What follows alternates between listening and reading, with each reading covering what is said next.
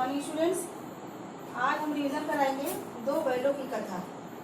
तो दो बैलों की कथा जो है ये आपका सबसे पहला चैप्टर है और बहुत इंपॉर्टेंट है, इसलिए हम इसका रिवीजन कराने जा रहे हैं। तो आइए सबसे पहले हम दो बैलों की कथा यानी कहानी देखते हैं कि इसकी कहानी क्या है।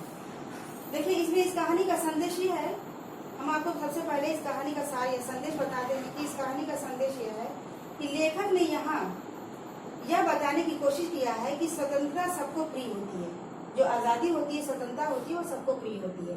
और जब स्वतंत्रता आसानी से सहज रूप से प्राप्त नहीं होती है तो उसके लिए क्या करना पड़ता है, हमको अनेक बार संघर्ष करना पड़ता है, उसके लिए लड़ना पड़ता है। जिस तरह से हमारे देश की आज़ादी के लिए हमारे वीर सपूतों ने अंग्रेजों से लड़ाई किया, अपनी जान की बाजी लगाई, अपने को न्यौछावर किया, उसी तरह से हर मनुष्य को अगर आज़ादी नहीं प्राप्त है तो अपनी आज़ादी प्राप्त करने के लिए संघर्ष करना पड़ता है।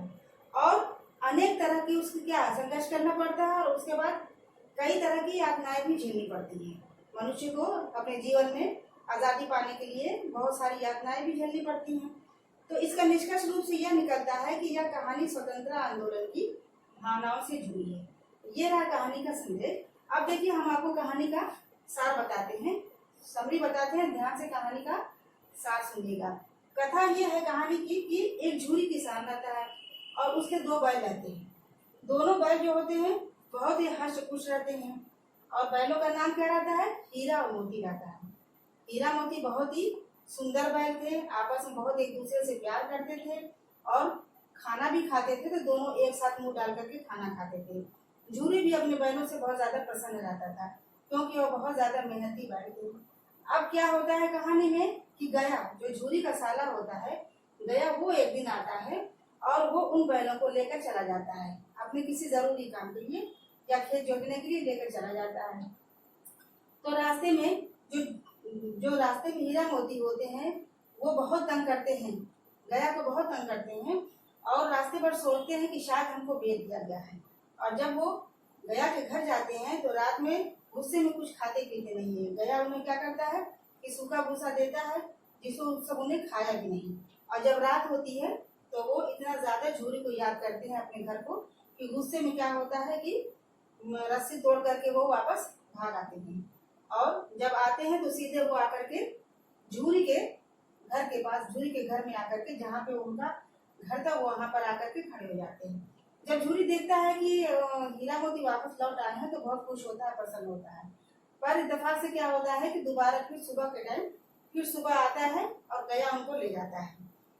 जब गया दोबारा लेके जाता है तो हीरा मोती काफी गुस्से में हो जाते हैं और चूंकि मोती बहुत गुस्सा होता है, अग्रेसिव होता है, तो वो बार बार धमकी देता है कि उसको गया को मारने के लिए, लेकिन उसे हीरा मना कर देता है कि मालिक पर हाथ नहीं उठाते हैं। तो उससे वहां भी रात में कुछ खाते नहीं है। इस तरह से सुबह फिर गया ले जाता है खेतों में खेत जोतवाता है, काम करवाता है, बहुत मेहनत करवाता है और बदले में क्या करता है कि सिर्फ सूखा भूसा डाल देता है। तो वहां पे एक लड़की होती है, छोटी लड़की, वो भैरव नाम का एक आदमी था, भैरव की लड़की थी जिसकी माँ क्या थी, सौतेली माँ थी। तो उसकी सौतेली माँ भी उसे बहुत सताया करती थी, बहुत परेशान करती थी। यही वजह थी कि बैलों की परेशानी देख करके उसको दया आ गई और वो रोटियां दो रोटी लाती थी, उन्हें खिला देती थी। और वो दो रोटी खा करके हीरा मोती को बहुत सुकून सा महसूस होता था, ऐसा लगता था जैसे कि पेट भर गया।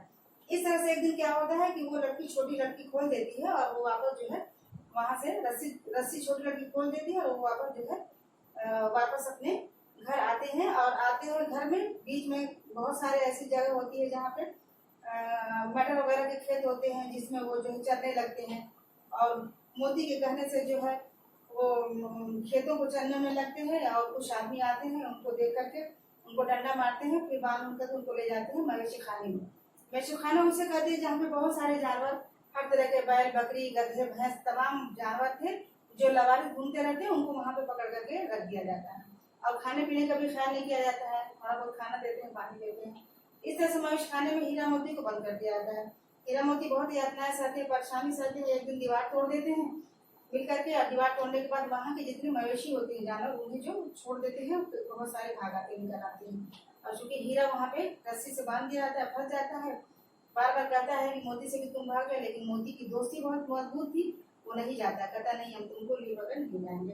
तो इस तरह से दोनों फिर वहां पे फंस जाते हैं। फिर एक हफ्ते बाद फिर वही थोड़ा बहुत पानी दिया जाता है, खाने में कुछ नहीं दिया जाता है, बहुत ज्यादा कमजोर हो जाते हैं। एक हफ्ते बाद क्या होता है कि एक दड़ियल आदमी आता है और ये तमाम जानवरों को नीलाम किया जाता है, उसी में दड़ियल आदमी खरीद करके इन्हें ले जाता है।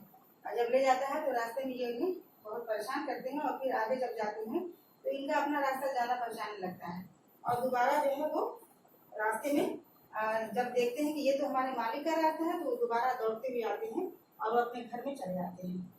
तो इस तरह से जब अपने घर में आते हैं तो उन्हें बहुत सा सुकून मिलता है और जूही उसे देखता है तो बहुत खुश होता है, प्रसन्न होता है और फिर वो जो है सहलाता है, सहला करके प्यार करने लगता है दोनों को। तो यह रही इसी कहानी समझे। इससे यह आशा निकलता है कि स्वतंत्रता सबको पसंद होती है, सबको प्रिय होती है, चाहे मनुष्य हो या पशु हो, आजादी सबको अच्छी लगती है। तो अब आइए हम इसमें थोड़ा क्वेश्चन देखते हैं। सबसे पहला क्वेश्चन है कि काली हाउस में कैद पशुओं की हाजिरी क्यों ली जाती होगी।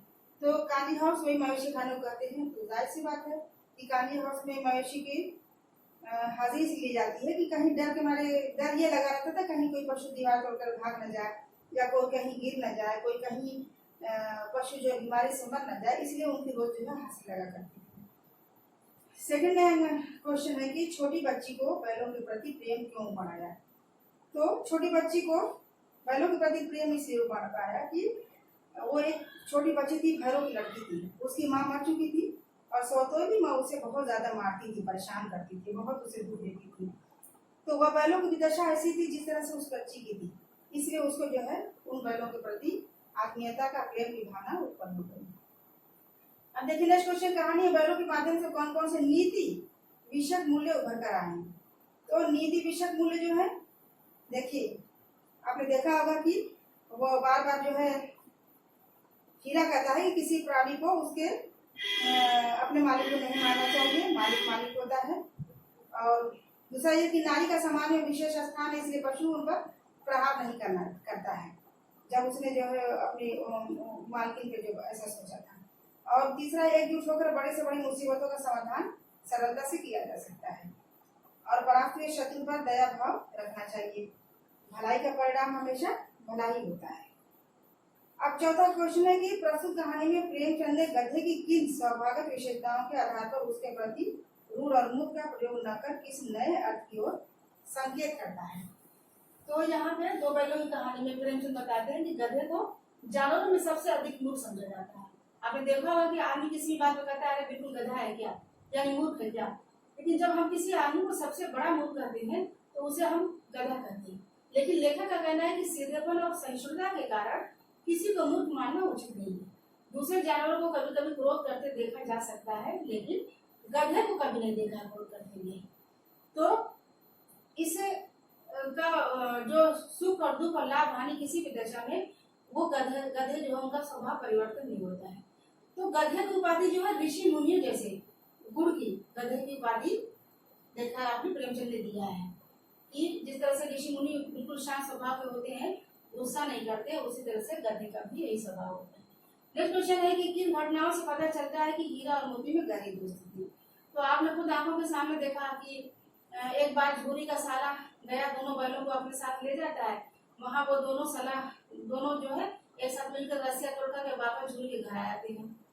दूसरे दिन गए उन्हें फिर ले जाता है, फिर वह उन्हें हल में जोतता है तो दोनों सलाह बनकर एक कदम भी आगे नहीं बढ़ते। दोनों एक दूसरे में इतनी ज्यादा दोस्ती होती है कि इशारे से अपना बात करते थे और उनकी बात नहीं मानते थे। फिर जब हीरा और मोती गए के घर भागे थे तो उसमें आपने देखा कि जब भयंकर साड़ से भिड़ना पड़ा तो वह दोनों उन पर एक साथ टूट पड़े और भाड़ जो साड़ का उसको क्या कर दिया, अधमरा कर दिया। इस तरह से दोनों जो भी करते थे मिलकर करते थे और एक दूसरे के बिना वो अलग नहीं रहते थे, ना ही बदल जाते थे।